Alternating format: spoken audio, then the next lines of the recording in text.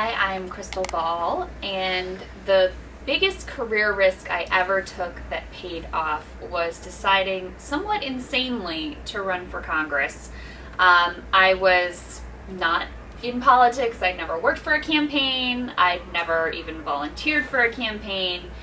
And I had this shift in my mentality after I became a mom where I felt like I needed to get more engaged, and I was becoming increasingly frustrated with our political system. And finally, my husband sort of put it to me on a whim, why don't you run for Congress? It seemed insane at first. It was sort of insane. But I figured the worst thing that could happen was that I lost, which in the grand scheme of things isn't that big of a deal. I ran. I put my heart and soul into it, everything I could give. And at the end of the day, I did lose. But it opened the door to actually being able to pursue the career I'm in now, which is to be in media.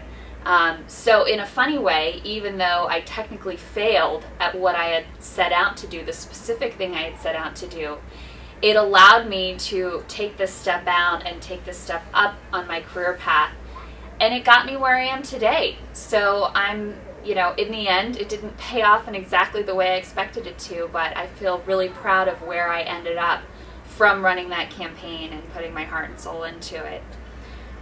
The best career advice I've probably gotten is to not be afraid of failure, which relates back to the campaign. I was so set up about what if I don't win? Well, what if I don't win? Big deal. Another thing that I think women do to ourselves is we don't take something on unless we think we can be perfect at it.